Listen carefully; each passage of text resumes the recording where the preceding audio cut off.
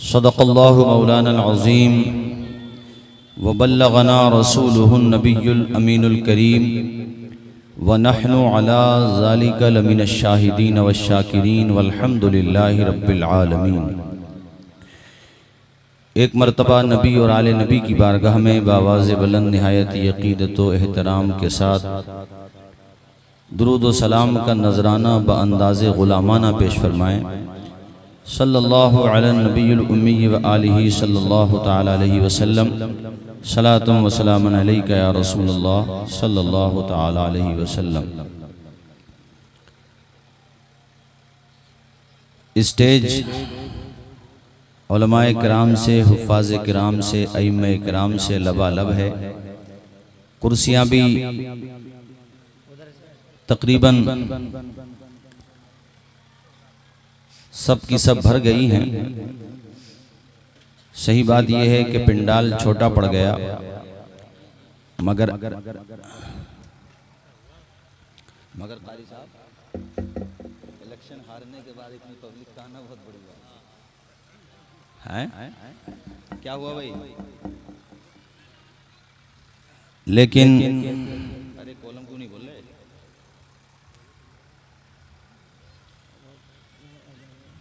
जब सत्ता ही परिवर्तन न हुआ तो माइक परिवर्तन कैसे हो गया भाई?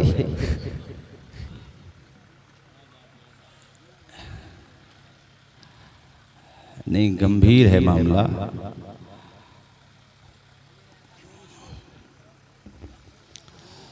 माशाअल्लाह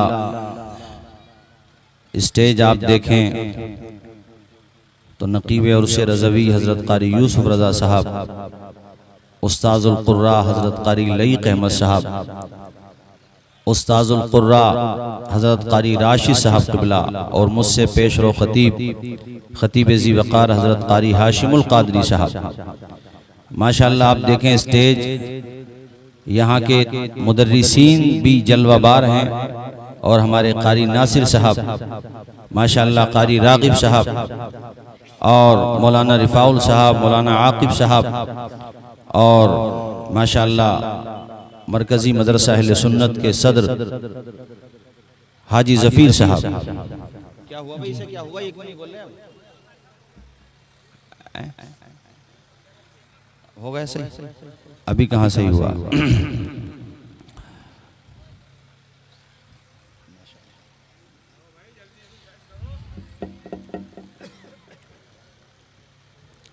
आप हजरात बुलंद आवाज से कलमा शरीफ पढ़ने एक मरतबा, अशहदु अल्ला इलाहा इल्लल्लाहु व अशहदु अन्ना मुहम्मदन अब्दुहु व रसूलुहु सल्लल्लाहु तआला अलैहि वसल्लम। हमारे क़ारी मरगूब साहब माशाअल्लाह वो भी तशरीफ़ फरमा हैं और अभी प्रोग्राम शुरुआती मराहिल से गुज़र रहा है।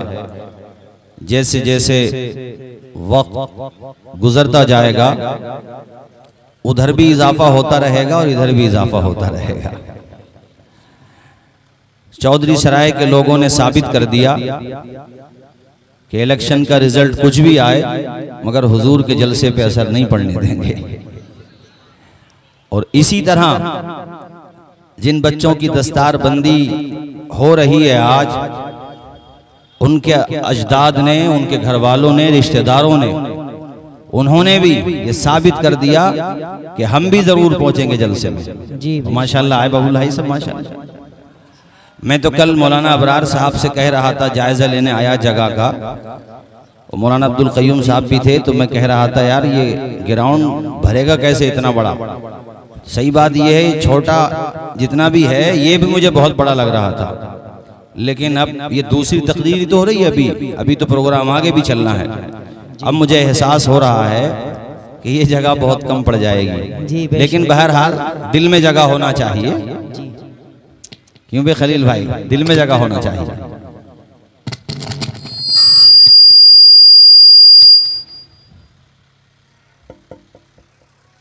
अभी भी हाँ ठीक है। कलमा शरीफ पढ़ें, अशहदु अल्ला इलाहा इल्लल्लाहु व अशहदु अन्ना मुहम्मदन अब्दुहु व रसूलुहु सल्लल्लाहु तआला अलैहि व आलिहि व सहबिहि व बारक वसल्लम।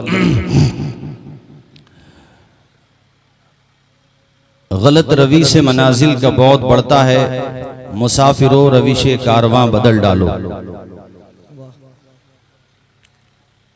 मौजूद सामईन, मैंने जो आये करीमा तिलावत की है ये गारे हिरा में हमारे आका सैयद आलम सल्लल्लाहु ताला अलैहि वसल्लम पर सबसे पहले नाजिल हुई, यानी पहली तकबीर, नारे रिसालत, हजरत अल्लामा मौलाना कारी तंजीम साहब क़िबला, नारे तकबीर, नारे रिसालत। माशाअल्लाह मोहतरमुल मकाम लाइक़ सद एहतराम हजरत ख्वाजा कलीम अशरफ साहब और रफ़ीक़ दर्स हजरत मुफ्ती आसिफ साहब और करम फरमा हजरत कारी तंजीम अशरफ साहब और हमारे हजरत कारी बद्र आलम साहब, ये धीरे धीरे आप देख रहे हैं स्टेज, अभी तो मजमा इतना हो गया कि कुर्सियां कम पड़ गई। साबरी साहब ये स्टेज भी कम पड़ जाएगा अल्हम्दुलिल्लाह। अब आप हजरात मेरी तरफ तवज्जो दें मुकम्मल तरीके से। पहली वही जब गारे हिरा में नाजिल हुई, जिब्रील अमीन अल्लाह का पैगाम लेकर के आए तो उन्होंने कहा इक़रा, पढ़िए। क्या तर्जुमा होता है इसका? पढ़िए। हुजूर ने फरमाया मा अना बिकारी, मैं पढ़ूंगा नहीं। उन्होंने फिर कहा हुजूर पढ़िए, तो हुजूर ने कहा मैं पढ़ने वाला नहीं। इसका मतलब ये नहीं कि मैं जानने वाला नहीं, ना पढ़ना और होता है ना जानना और होता है, दोनों में फर्क है। उसके बाद जब जिब्रील अमीन ने सिर्फ इक़रा नहीं कहा बल्कि कहा इक़रा बिस्मि रब्बिकल लज़ी खलक़, अपने रब के नाम से पढ़िए जिसने पैदा फरमाया है। वाह वाह सुभान अल्लाह।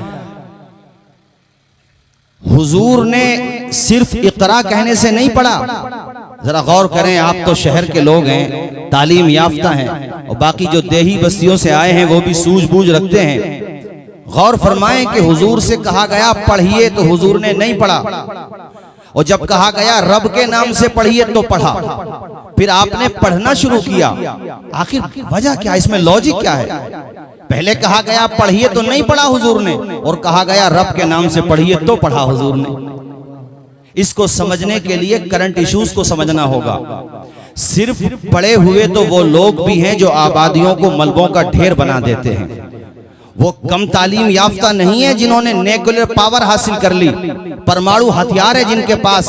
बताओ क्या वो तालीम याफ्ता नहीं है? जो फजाओं से भी बम बरसा रहे हैं, जिन्होंने सैटेलाइट सिस्टम दिया, क्या वो तालीम याफ्ता नहीं है? जिन्होंने यूक्रेन की आबादियों में ऐसी बमबारी की कि आप देखें तो हैरत में पड़ जाएं। और यूक्रेन के साथ साथ दुनिया वालों को चाहिए कि वो गज्जा पट्टी की मजलूम कौम को भी देखे। यूक्रेन के लिए जब वॉइस को बुलंद किया जाए तो जरूरी ये है कि वो अफगानिस्तान में बरसते हुए बमों को भी देखें। दुनिया को चाहिए कि यूक्रेन के मजलूमों के लिए प्रोटेस्ट करते हुए हमने भी किया, हमें भी दुख है। और हमें इसलिए भी दुख है कि हमने इराक को कब्रिस्तान होते हुए देखा है, हमने लीबिया को तबाह बर्बाद होते हुए देखा है, हमने यमन में सिविल वार को देखा है, हमने जनाबे वाला मिस्र के बास खित्तों में इस तरह की सिचुएशन देखी है। इसलिए हमें यूक्रेन के साथ हमदर्दी है। मैं कहना सिर्फ इतना चाहता हूं कि तालीम याफ्ता ये लोग भी हैं जो बम बरसा रहे हैं, जो हजारों टन मिसाइलों के जरिए से बारूद बरसा करके वहां की जमीनों को कब्रिस्तान में तब्दील कर रहे हैं। बताइए क्या ये लोग पड़े हुए नहीं है? बोलिए पड़े हुए हैं कि नहीं? इनके हाथ में तो ऐसा बटन है जो परमाणु बटन, यानी उसको हाई अलर्ट पे कर देते हैं जब जंग बहुत ज्यादा सिचुएशन बहुत ज्यादा खतरनाक हो जाती है और सिचुएशन बहुत पैनिक हो जाती है। तो ऐसी सूरत में किसी भी कंट्री के पास इस वक्त तक 9 ममालिक ऐसे जिनके पास परमाणु ताकत है, वो हाई अलर्ट पे, उसके लिए स्पेशल फोर्स होती है, हाई अलर्ट पे कर देते हैं कि हम इशारा देंगे तुम परमाणु के लिए बटन दबा देना। जानते हो परमाणु बम कितनी खतरनाक बम है? 6 अगस्त 1945 में अमेरिका ने नागासाकी और फिर 9 अगस्त 1945 में हिरोशिमा पर ये बम बरसाए। 1945 की बात हो रही है, 77 या 78 साल पहले। उस वक्त तो इतना डेवलप भी नहीं हुआ था सिस्टम, उस वक्त इस कदर तरक्की भी नहीं हुई थी, मगर उसके बावजूद इन बमों की तबाही का आलम यह था कि एक शहर में 70,000, दूसरे शहर में 80,000 लोग तो उसी वक्त फौत हो गए थे। बाद में वहां की जमीन जल गई, सब्जा उगाना बंद कर दिया था। सोचिए उस वक्त उन बमों की ताकत का आलम यह था। अगर आज परमाणु बम छोड़ दिए जाएं तो नस्लों का आलम क्या होगा। दुनिया के पास इतना परमाणु हथियार है कि इस पूरी दुनिया को 3 मरतबा खत्म किया जा सकता है। मैं पूछना यह चाहता हूं कि जिन्होंने ये हथियार बनाए, क्या वो तालीम याफ्ता नहीं है? क्या उनके पास तालीम नहीं है, एजुकेशन नहीं है? नहीं भाई, वो बहुत तालीम याफ्ता हैं, वो बहुत बहुत बड़े साइंटिस्ट हैं। मेरे दोस्तों, उनके पास इल्म की कमी नहीं है, मगर मेरे पैगंबर ने सबक दे दिया पूरी दुनिया को कि देखो, मुझसे कहा गया इकरा तो मैंने पढ़ा नहीं, सिर्फ पढ़ना और है, रब के नाम से पढ़ना और है। ये जो बम बरसा रहे हैं सिर्फ पढ़े हुए हैं, और मोहम्मद अरबी के गुलाम जो मोहब्बतों के फूल बरसा रहे हुए हैं, ये रब के नाम से पढ़े हुए हैं। रब के नाम से पढ़ना और सिर्फ पढ़ना, उसमें फर्क होता है। जो रब के नाम से पढ़ता है वो प्यासों को मारता नहीं है, बल्कि उन्हें पानी पिलाता है।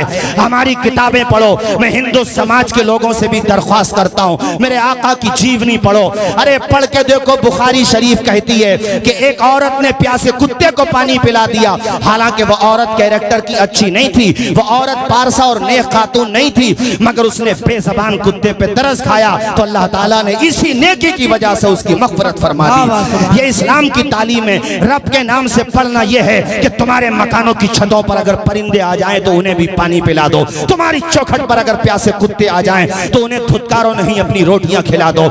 इस्लाम की तालीम यह है, सिर्फ पढ़े हुए लोग दुनिया को कुछ नहीं दे सकते तरक्की के नाम पर। ये सिर्फ यहाँ पे टेरर पैदा करेंगे, खौफ पैदा करेंगे। दुनिया में इंसानियत का ठेकेदार बनता है अमेरिका। 9 तो इस्लामी ममालिक को तबाह बर्बाद कर चुका है मेरे साथियों। उसके अलावा जापान में बम उसी ने गिराया। अरे दुनिया के ठेकेदारों, तुम्हें ताकत मिलती है तो तुम बम बरसाते हो। आओ मेरे हुजूर की जीवनी पढ़ो, हुजूर की सीरत पढ़ो, मेरे आका की लाइफ पढ़ो। मेरे आका ने जब मक्का फतह किया था तो एक खून का कतरा नहीं गिरने दिया था। मेरे आका ने उन लोगों को भी माफ कर दिया जिन्होंने आका को मक्का से निकाला था। सरकार ने फरमाया था, मक्का वालों घबराओ नहीं, मोहम्मद किसी के लिए जहमत बन के नहीं आया है, पूरी इंसानियत के लिए रहमत। वाह वाह, सुभान अल्लाह, सुभान अल्लाह।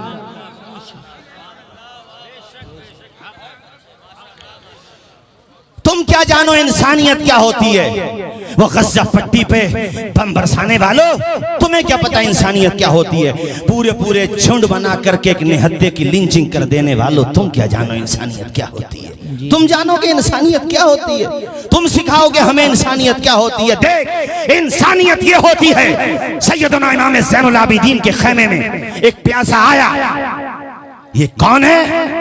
ये हुसैन का बेटा है और अली का पोता है। वाह वाह, सुभान अल्लाह। खेमे में आ गया प्यासा। इमाम ज़ैनुल आबिदीन सैयद सज्जाद ने पानी भी पिलाया, रहने का इंतजाम किया, खाना भी खिलाया। वो इतना रोया, हुस्ने अखलाक देख के आप दीदा हो गया। चंद दिनों रहा लेकिन कुछ कह नहीं पाया। शर्मा इतना रहा था कि बॉडी लैंग्वेज से जाहिर था कि वो कुछ कहना चाहता है, उसने कुछ कहा नहीं। जब निकलने लगा तो पाँव मनो भारी हो गए, निकल नहीं सका और कदमों में गिर गया इमाम के। आप दीदा हो के कहा, इमाम में चला जाता तो मन पे एक बोझ रहता, सोचा सच्चाई जाहिर कर देता हूँ। इमाम वो जो दिलों की भी खबरगिरी रखते हैं, सब जानते थे, वो सब जानते थे। आपने कहा, हाँ बता क्या कहना चाहता है? तो आप दीदा हो के कहता, इमाम मैं वो बदबख्त हूँ जिन्होंने करबला के मैदान में आपकी खानवादे पे पानी बंद किया था।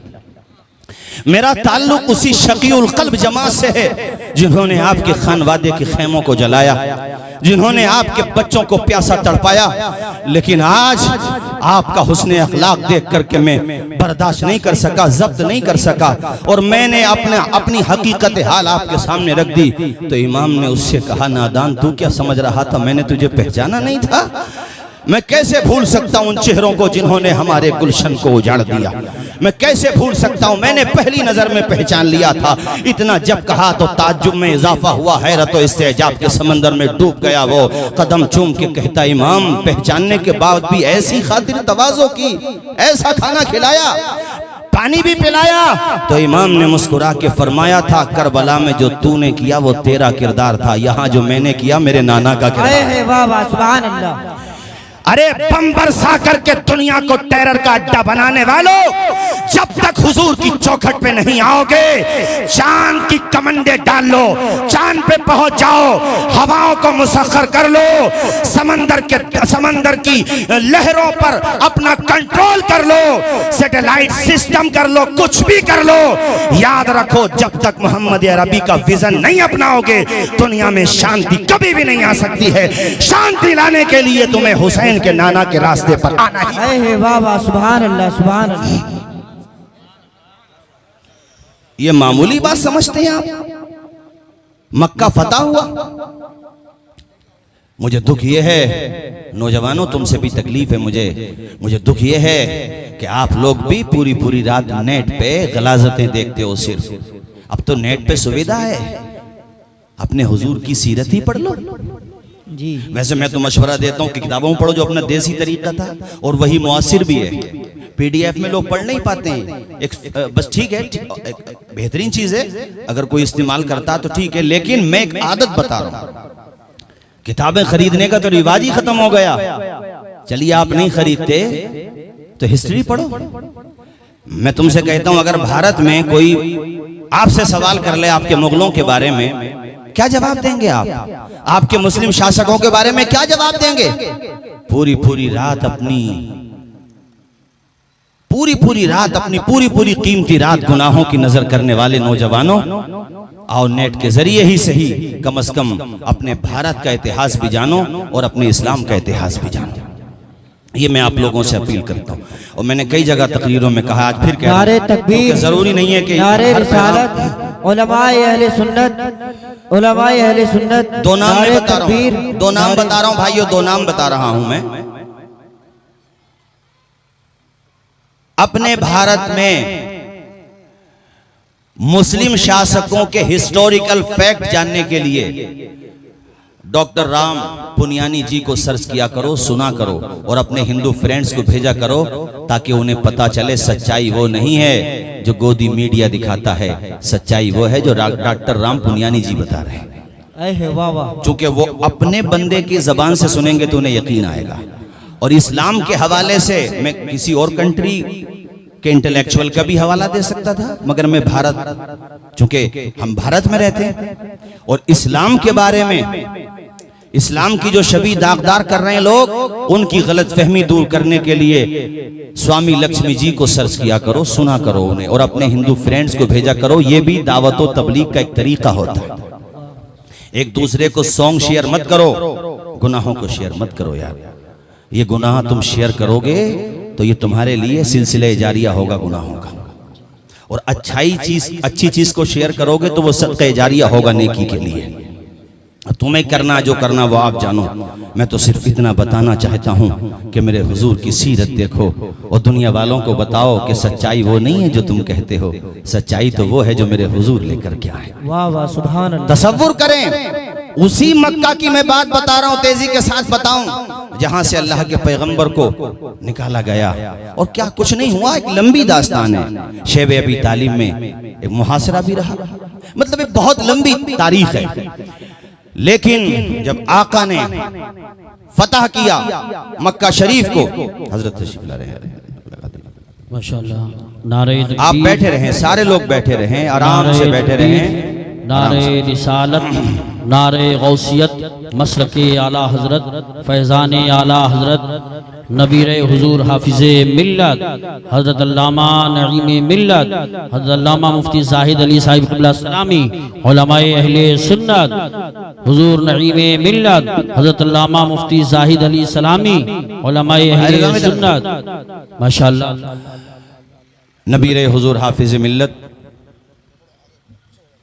हजरत अल्लामा नईमुद्दीन साहिब क़िबला नईम मिल्लत माशाअल्लाह जलवाबार हो चुके हैं।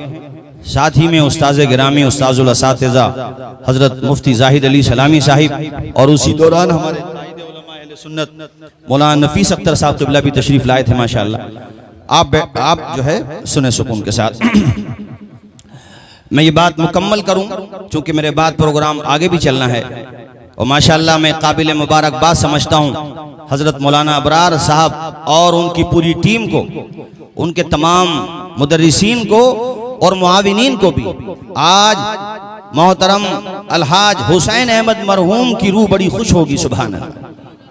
और इसी तरह इदारों से मोहब्बत करने वालों का जाहिर है सबको एक दिन जाना है। जैसे आज उनका नाम लिया जा रहा आदम मौजूदगी में भी, जबकि वो दुनिया से जा चुके हैं, इसी तरह हर मुआविन का जब दुनिया से जाएगा तो मोहब्बत के साथ नाम लिया जाएगा। क्योंकि जो दीन का काम करता वो मरता नहीं है, ट्रांसफर हो जाता, नाम तो जिंदा रहता है ना उसका। सईद भाई, नाम तो जिंदा रहता है जो भी काम करता है। ये मैं बात मुकम्मल करूं भाइयों, जरा सुने, इधर मेरी तरफ देखें। हुजूर जब मक्का शरीफ में दाखिल हो रहे थे तो मेरे आका इस तरह सफर कर रहे थे कि आप तसव्वुर भी नहीं, यानी आपका मामा ऊंट के कोहान, ऊंटनी के कोहान पे लग जाता था। इतनी तवाज़ो इनकिसारी के साथ, जबकि दुनिया का इतिहास ये रहा जो आज तक है कि कोई किसी दूसरी कंट्री को, किसी दूसरे शहर को फतह कर ले तो बताओ वहां कौन सा नंगा नाच नहीं होता है, क्या कुछ नहीं होता है। मगर मेरे आका ने बताया, देखो दुनिया वालों, अगर किसी शहर को फतह करो तो फिर वो तरीका अपनाओ जो मोहम्मद अरबी अपना रहे।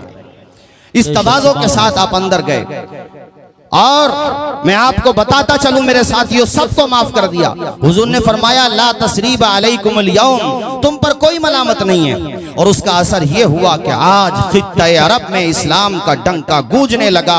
जितने लोग अब तक दामने इस्लाम में नहीं आए थे, आज वो मेरे आका के हुस्ने अखलाक को देखकर जिसने इतना मुतासिर किया, इतना मुतासिर किया, और वो ये समझ गए कि अगर इन्हें सिर्फ इक़्तिदार चाहिए होता तो आज ये हमें कत्ल करा देते, आज हमारी लाशों को मुसला बना दिया जाता। लेकिन इन्हें इक़्तिदार नहीं चाहिए, बल्कि हमारे लिए जन्नत का परवाना चाहिए।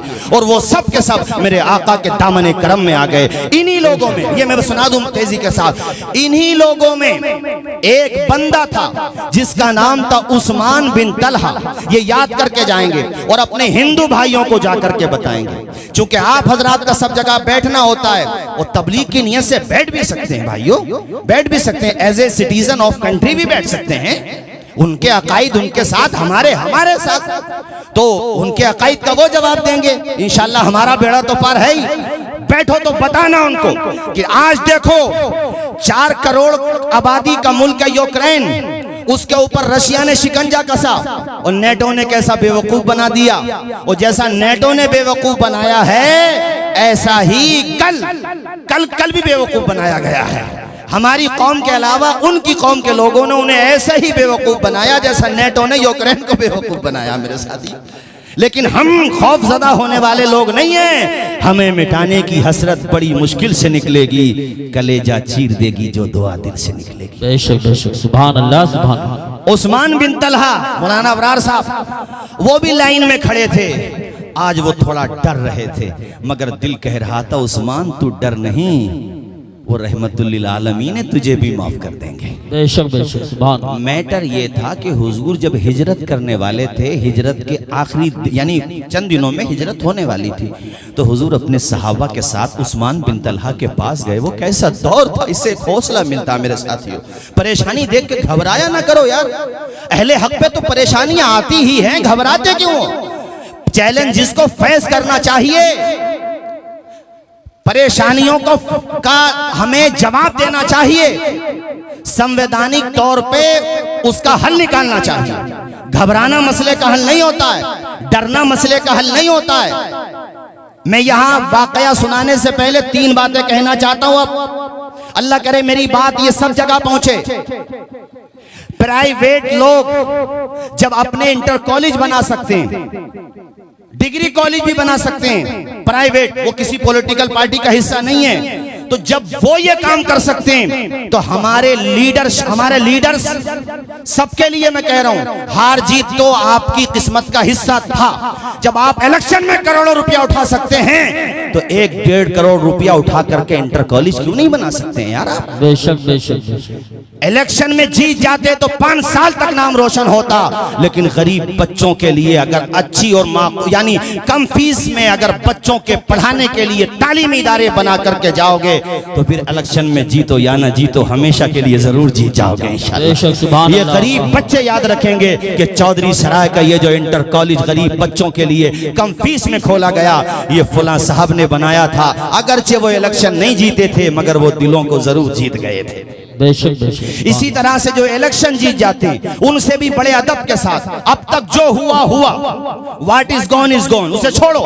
लेकिन अब जरूरी है कि अपनी नस्लों के हाथ में कलम दो। अगर तुम भी अपनी नस्लों के बारे में नहीं सोचोगे तो लखनऊ से सीएम साहब और दिल्ली से पीएम साहब तुम्हारे बच्चों के हाथ में कलम देने के लिए नहीं आएंगे। तुम्हें अपनी जनरेशन को तालीम याफ्ता बनाना ही पड़ेगा। बेशक बेशक। अरे ये उलमा तो उलमा ही बनाएंगे ना यार। मदरसा अजमलुल उलूम हो, खैरुल उलूम हो, जमीनुल उलूम हो, हमारा फैजुल उलूम हो, या आपका रज़ाए हसनैन हो, मखदूमिया दारुल उलूम हो, जितने भी इदारे हैं इनकी मेहनतें देखा करो। एक दूसरे का मुंह देखते हैं, गालियां सुनते, न जाने क्या लोग कह देते हैं। चंदे कर करके बेचारे दर बदर की ठोकरें खा करके हुजूर की विरासत को दूसरों तक पहुंचा रहे हैं। क्या करें ये बताओ? ये तो जो कर रहे हैं कब्जे से ज्यादा कर रहे हैं। बाकी लोगों से भी सवाल करो कि अल्लाह ने तुम्हें करोड़पति बनाया, क्या तुमने कॉलेज भी बच्चों के लिए बनाया कि नहीं बनाया? जी बेशक, क्या बात है, हक है। संभल वालों ने तुम्हें कई मर्तबा मौका दिया, इस मर्तबा भी दिया। अब तक जो हुआ हुआ, कुछ खूबियां भी हैं बिलाशुबा, लेकिन अब आपकी जिम्मेदारी है कि चौधरी सराय में भी गरीब बच्चों के लिए फीस हो। मैं फीस को मना नहीं कर रहा हूं, फीस हो, लेकिन इतनी फीस हो कि रक्षा पोलर का बच्चा भी शान के साथ अपने हाथ में कलम पकड़ सके। इसी तरह से मैं इंटर कॉलेज की बात कर, मेरे दोस्त हैं रहमानी दीन नगरपुर में, उनके साले साहब इमरान हबीबी यूरोप में गए, वो माशाल्लाह डिग्रियां हासिल की और हजरत उन्होंने डिग्री कॉलेज बनाया। कुनरकी में डिग्री कॉलेज बनाया माशाल्लाह। वो बना सकते हैं। और मैंने वहां पर भी कहा था, और माशाल्लाह वहां पर हमारे बर्क साहब के बेटे भी थे, हाजी रिजवान भी थे, हाफिज वारिस भी थे, तीनों से कहा। और यहां पर भी मैं सबसे कह रहा हूं, मेरे लिए सब, मैं सबकी इज्जत करता हूं, वो हमारी करते हैं, मतलब हमारे हमसे मतलब हमारे उलमा की करते हैं। इसलिए कहता हूं हौसला ना हारो। जिन्हें कामयाबी मिली है वो अब ये सोचें जो हुआ हो गया, लेकिन हम अपने बच्चों का फ्यूचर रोशन करेंगे।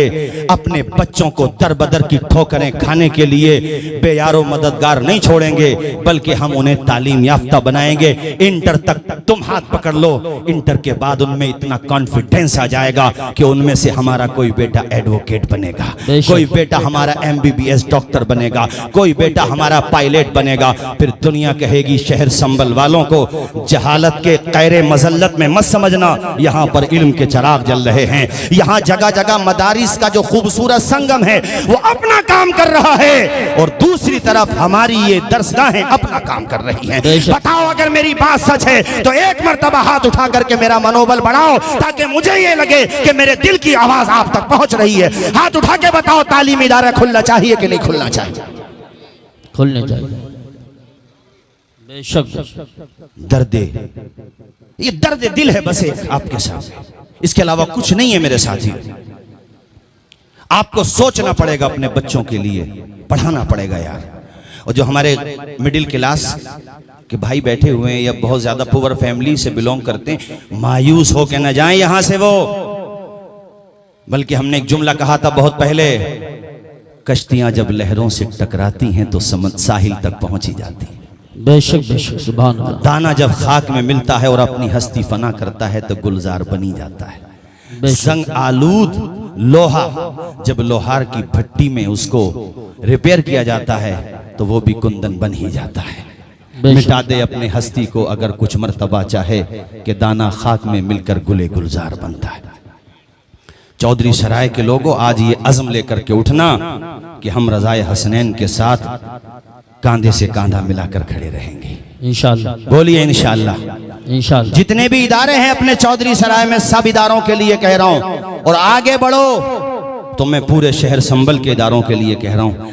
ये तो कसम खुदा की जितनी कैपेसिटी है उससे ज्यादा काम कर रहे हैं। रमजान में तेरे मेरे घर जाते हैं बेचारे, क्या इनको फन नहीं आता कमाने का? मगर इनको फिक्र ये रहती है कि जो इल्म मिला है दूसरों तक पहुंचाएं हम। ये फिक्र रहती है बस, इसके अलावा क्या मकसद है इनका? बाकी जहां तक पैसा कमाने की बात है तो जैसे आप जानते हैं ये भी जानते हैं, कुछ भी काम लेके बैठ सकते हैं, कर लेंगे आराम से। इसलिए रज़ाए मुस्तफ़ा हो या रज़ाए हसनैन हो माशाअल्लाह, या इस्माइल उलूम हो, या माशाअल्लाह भी मैं जलसे में आया था, अंदर हुसैनी इदारा है वो, हाँ माशाअल्लाह, या उधर मखदूमी उलूम हो, जितने भी इदारे हैं भाइयों, सबका दामन थामे रहो और इनको तरक्की देते रहो। मेरा ये पैगाम है बतौर खास चौधरी सराय वाला। अल्लाह सलामत रखे आपके वालिद माजिद को। मोहतरम कितनी कुर्बानियां माशाअल्लाह। और ये चौधरी सराय के लोगों, जिसका 1 रुपया भी इदारे के लिए लगा हुआ है वो भी बड़ा सम्मानित है, उसका भी मकाम बुलंद है। अल्लाह कब्र पर रहमत व अनवार की बारिश नाजिल फरमाए। मोहतरम हाजी और हमारे हाजी ज़फीर साहब माशाअल्लाह बड़ी काविश रहती है, उधर मरकजी मदरसा उलूम के लिए भी और इधर माशाअल्लाह यहाँ के लिए भी। सुभान अल्लाह, अल्लाह खुश रखे।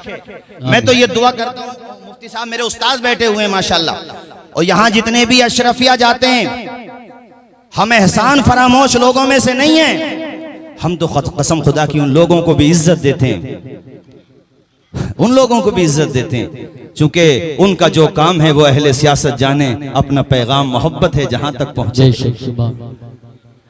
ये मुफ्ती साहब का एहसान है हमारे ऊपर। मुझे आज तक याद है जब मौलाना कामिल साहब के पता नहीं है या नहीं है यहाँ पर, मौलाना शौकत साहब, मौलाना आलमगीर साहब मेरे वालिद साहब बाकायदे हयात थे। अशरफिया में इम्तिहान निकालना कोई मामूली बात नहीं है। मुफ्ती आसिफ साहब किबला बैठे हैं, ये भी हमारे साथियों में है माशाअल्लाह। उसी साल ये भी गए मेरे ख्याल से, शायद मुझसे 1 साल पहले गए थे, तो बड़ा एक खौफ था। लेकिन मुफ्ती साहब ने हमारे वालिद साहब को हिम्मत दिलाई और कहा तुम तैयारी तो कराओ, भेजो तो सही।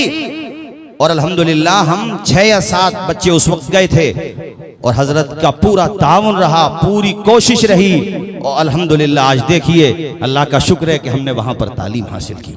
उसी बाग़े फिरदौस से कलंदर आज हमारे संभल में आया है माशाअल्लाह। जिसने अपने खून पसीने से, अल्लाह की कसम, उसे बाग़े फिरदौस बनाया है।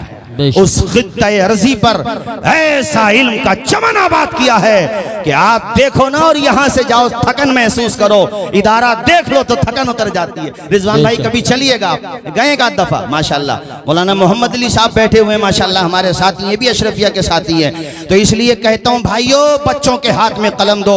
मैं बार बार तालीम पे इसलिए जोर दे रहा हूँ कि जब तुम्हारे हाथ में कलम होगा, तुम्हारे पास नॉलेज होगी, तो कोई तुम्हें बेवकूफ नहीं बना पाएगा। तुम्हारे पास इल्म का उजाला होना चाहिए। मेरे आका ने यह पैगाम दिया है, पढ़ो मगर अपने रब के नाम से पढ़ो।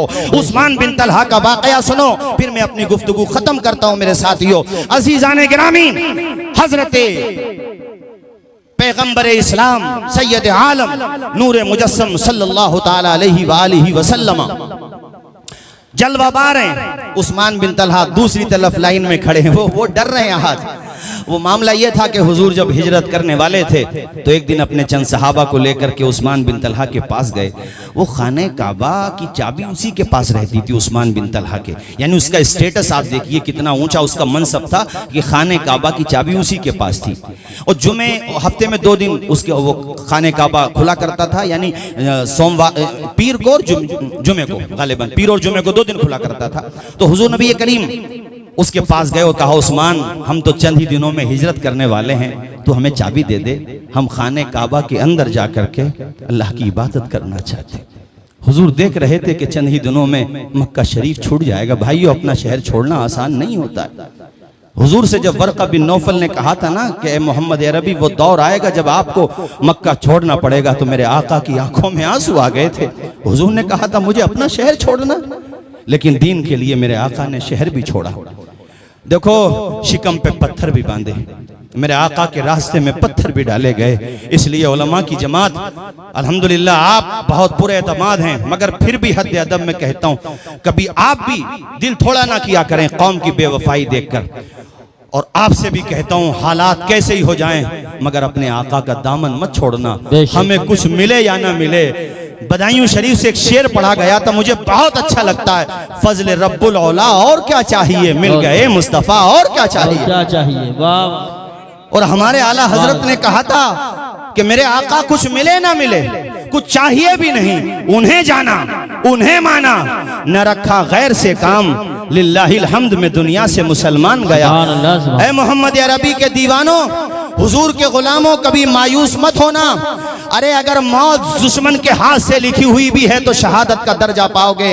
घबराते क्यों हो, हौसला रखो, एतमाद की दौलत अपने साथ रखो, घबराया मत करो, कभी भी डरा मत करो, और ये जहन में बिठा लो कि हम दुनिया में इख्तिदार की कुर्सियों पे बैठने के लिए नहीं आए हैं, बल्कि हुजूर की चौखट के चिमटने के बाद खुद ब खुद रूलिंग हमारे हाथ में आ जाएगी, रूल हमारे हाथ में होगा। हमारे आला हजरत ने कहा था जमीनो जमा तुम्हारे लिए, मकीनो, अब भी पढ़िए जरा मेरे साथ, मकीनो मकान तुम्हारे लिए, चुनीनो चुना तुम्हारे लिए, हमारे यहाँ तुम्हारे लिए, उठे भी वहाँ तुम्हारे लिए। नारे तकबीर, नारे रिसालत, नारे गौसियत, मसलके आला हजरत, फैजाने आला हजरत, उलमाए अहले सुन्नत। सुभान अल्लाह।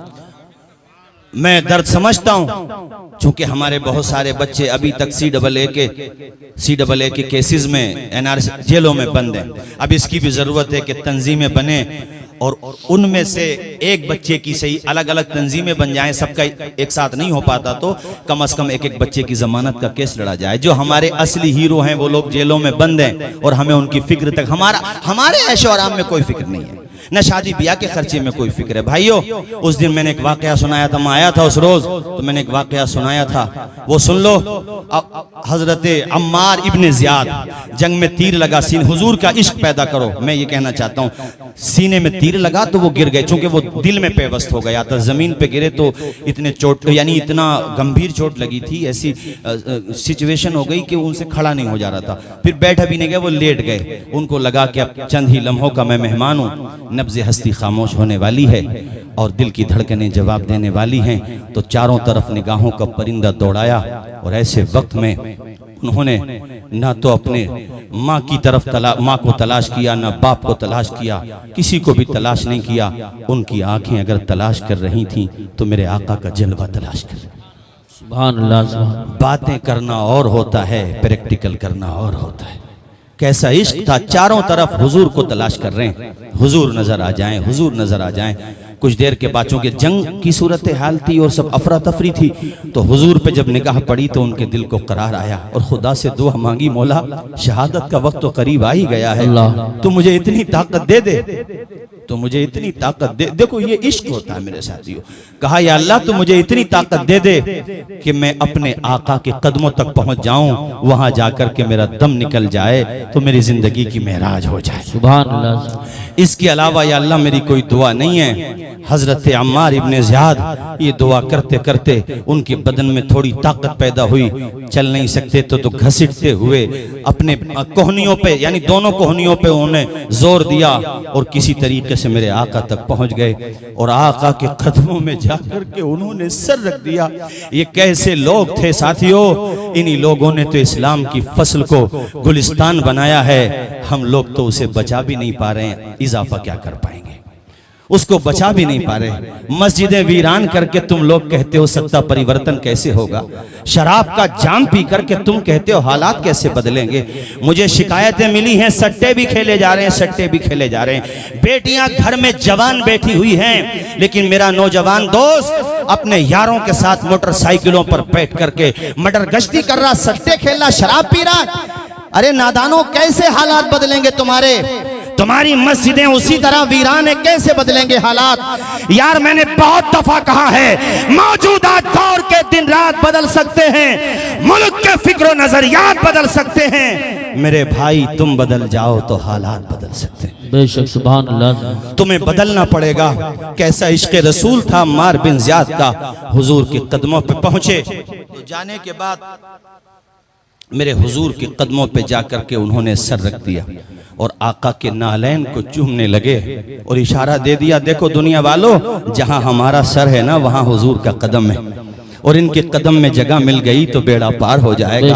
अल्लामा हसन रजा ने बड़ी खूबसूरत बात कही थी कि ढूंढा ही करें सदरे क़यामत के सिपाही, वो किसको मिले जो तेरे दामन में छुपा। सुभान अल्लाह, सुभान अल्लाह, माशाअल्लाह। मेरे आका आपसे रिश्ता मजबूत रहे, बस कुछ रहे या ना रहे, कुछ रहे या ना रहे, पर ये दुआ है कि अमीर नज़ा के वक्त सलामत हम सबका ईमान रहे। कदम चूमते जाते थे और धड़कनें धीरे धीरे खामोश होती जाती थी और तारीखी जुमले ये थे, फुस्तु बिरब्बिल काबा, फुस्तु बिरब्बिल काबा, रब्बे काबा की कसम अम्मार कामयाब हो गया। हुजूर ने नीचे की यानी हुजूर ने उनको मुलाहजा, मेरे आका ने उनको देखा और सरकार ने उनके सर पे दस्ते शफ़क़त रखा। मेरे आका की चश्माने बाज़ाग आंसुओं से भीग गई मुसलमानों, और हुजूर ने आप दीदा होके कहा, अम्मार बिन ज़ियाद हमारी कुर्बानियां रायगा नहीं जाएंगी, एक दिन वो आएगा कि हर तरफ इस्लाम का फरेरा लहराएगा। एक दिन वो आएगा अम्मार बिन ज़ियाद कि हर तरफ इस्लाम का परचम लहराएगा। और वो दिन आए, तारीख ने वो दिन भी देखे मेरे साथियों, कि जब मक्का में बैठ के उमर रूलिंग किया करते थे और ऐसा दबदबा होता था कि नाम कैसर व किसरा सुन के काम जाया करते थे। वो दिन भी आया कि जब कोई ज़कात लेने वाला नहीं था। वो दिन भी आया कि जब एक मुसाफिर रात में सफर करता, यहाँ तक कि एक औरत अगर रात में सफर करती और मदीने से चलती, भाइयों वो बड़े बड़े दूरों दराज तक कोई डाकू कोई चोर हिम्मत नहीं करता था जो औरत को देख ले। ऐ दुनिया वालों, तुम कहते हो दरसगाहों से पढ़े हुए लोग पॉलिटिशियन कैसे बन सकते हैं, उनको सियासत कैसे आ सकती है? अरे 70 सालों में तुमने क्या दिया है उसका जवाब दो। अब ये जनता तुमसे सवाल भी करेगी। तुमने उलमा को वंचित समाज से समझ लिया, तुमने इन्हें माइनॉरिटी इन माइनॉरिटी बना दिया। इसलिए कहता हूं दरसगाहों से फैज पाओ और दरसगाहों से पढ़े हुए उलमाए किराम से फीडबैक लेते रहो, तभी तुम्हारा मुस्तकबिल रोशन होगा। आओ भाई, उस्मान बिन तलहा की बात सुना करके मैं गुफ्तगू खत्म करता हूं। उस्मान बिन तलहा भी लाइन में खड़े हुए थे। उस्मान बिन तलहा से हुजूर ने कहा था कि अल्लाह मुझे चाबी दे दे, उस्मान मैं आखिरी मर्तबा खाने काबा के अंदर जाके वो रब की इबादत करना चाहता हूं। तो उस्मान बिन तलहा ने मजाक उड़ाया था। ये अच्छा, ये जो रिवायत खुद उस्मान बिन तलहा से मरवी है, वो रोते हुए कहते हैं वो दौर था जब हम दौरे जाहिलियत में थे। हमसे आका ने जब वो चाबी मांगी तो हमने मजाक उड़ाया। उन्होंने कहा था, ए अम्मार तू मेरा उस्मान बिन तलहा तू मेरा मजाक उड़ा रहा है, लेकिन सुन, मैं वो दिन देख रहा हूं जब ये चाबी खाने काबा की मेरे हाथ में होगी। और सुन उस्मान, मोहम्मद जिसे चाहेगा खाने काबा की चाबी देगा। वो दिन आएगा, मैं देख रहा हूं, अल्लाह अकबर। तो उस्मान बिन तलहा ने कहा था, अरे ऐसा दिन तो कभी भी नहीं आएगा। क्या कुरैश मक्का ने चूड़ियां पहन ली हैं? उस दिन तो कुरैश मक्का रुसवा हो जाएंगे, ऐसा दिन आएगा। हुजूर ने कहा था, उस्मान रुसवाई की बात ना कर, जिस दिन मोहम्मद के हाथों में चाबी आएगी मक्का के लोग रुसवा नहीं होंगे, हकीकत में इज्जत तो उसी दिन पाएंगे। आज वो दिन आ गया। लाइन में खड़ा हुआ है उस्मान, मौला अली शेर खुदा को भेजा। एक रिवायत में मौला अली शेर खुदा का जिक्र है और एक रिवायत में यह कि हुजूर ने खुद बुलाया। दोनों में तदबीर तो आसानी से हो ही जाएगी। बहरहाल हजरत मौला अली शेर खुदा पहुंचे और जाने के बाद फरमाया, उस्मान ला वो चाबियां मुझे दे दे। उस्मान खाने काबा की छत पे चढ़ गए। हजरत मौला अली ने कहा, उस्मान साथ खैरियत से चाबी दे दे, ये वो दौर नहीं है, वो दौर बदल चुका है। इतना जब कहा शेर खुदा ने तो उस्मान बिन तलहा ने चाबी दे दी। मेरे आका के हाथों में खाने काबा की चाबी आई। उसके बाद कहा, उस्मान कुछ याद आया? उस्मान बिन तलहा रो दिया, कहा, या ए मोहम्मद इब्ने अब्दुल्ला, सब कुछ याद आ गया। वो माजी का दौर याद आ गया, वो पास्ट का जमाना याद आ गया। ए मोहम्मद बिन अब्दुल्ला याद आ गया। तो मुस्तफ़ा ने मुस्कुरा के फरमाया, अब बता मैं ये चाबी किसे दूं? वो खामोश हो गया। हुजूर ने आवाज दी, उस्मान तू मेरे करीब तो आ। उस्मान करीब आया तो दिल में कहीं ना कहीं ये वसवसा था, न जाने कौन सी सजा मिलेगी। मेरे हुजूर ने फरमाया, उस्मान देख, वो तेरा किरदार था कि तूने मुझे चाबी नहीं दी थी, ये मेरा किरदार है कि आज मोहम्मद तुझे खाने काबा का मुतवल्ली बना रहा है। और सुन, आज के बाद ये चाबी तुझसे कोई छीन नहीं पाएगा। ये चाबी तेरे पास और तेरी नस्ल के पास रहेगी। अल्लामा पीर करम शाह ज़री ने ज़ियाउन नबी में लिखा है, तब से लेकर आज तक वो खाने काबा की चाबी उस्मान बिन तलहा की नस्ल ही के पास है। अल्लाह अकबर कबीरा।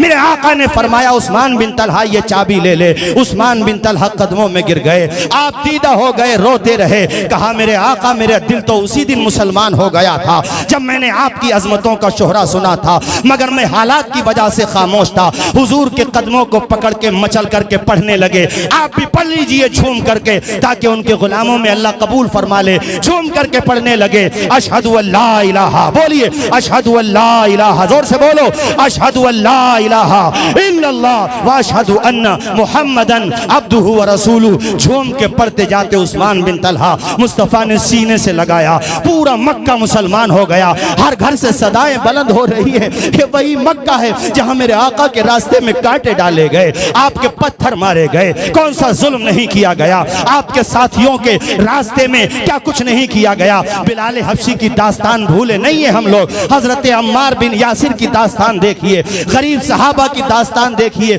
नमाज नहीं पढ़ सकते थे ऐसी सूरत हाल थी, बुलंद आवाज से कुरान नहीं पढ़ सकते थे ऐसी सूरत हाल थी। मक्की दौर देखो, लेकिन मेरे आका के सब्र का नतीजा, अज़्म का नतीजा, खुदा की मदद देखो। एक दौर वो भी आया कि ये वही मक्का है जहां जोर से कुरान नहीं पढ़ सकते थे, ऐलानिया कलमा नहीं पढ़ सकते थे। अब आका ने मक्का फतह किया है तो हर घर से एक ही सदा आ रही है, ला इलाहा इल्लल्लाह मुहम्मदुर रसूलुल्लाह। हर किसी की जबान पर एक ही तराना है। अगर मैं उर्दू में कहूं तो मतलब ये होगा, दामने मुस्तफा से जो लिपटा यगाना हो गया, जिसके हुजूर हो गए उसका जमाना हो गया। हर समत अपने खून की रमक छोड़ जाऊंगा, मैं करबला का फिर से सबक छोड़ जाऊंगा, जहनों की तीरगी को मिटाने के वास्ते एहसास की रगों में शफक छोड़ जाऊंगा, देकर बुलंदियों का सभी को मैं हौसला, परवाज़ी फिजा का हक छोड़ जाऊंगा। पढ़ने के बाद जाग उठेंगे तमाम लोग, तारीख में मैं ऐसा वरक छोड़ जाऊंगा, कदम की खाक आंखों का पानी छोड़ जाऊंगा। मैं दरिया हूं बहाव में रवानी छोड़ जाऊंगा। मुझे मालूम है आखिर किसी दिन तेरी दुनिया से चला जाऊंगा, पर अपनी कहानी छोड़ जाऊंगा। अस्सलाम वालेकुम।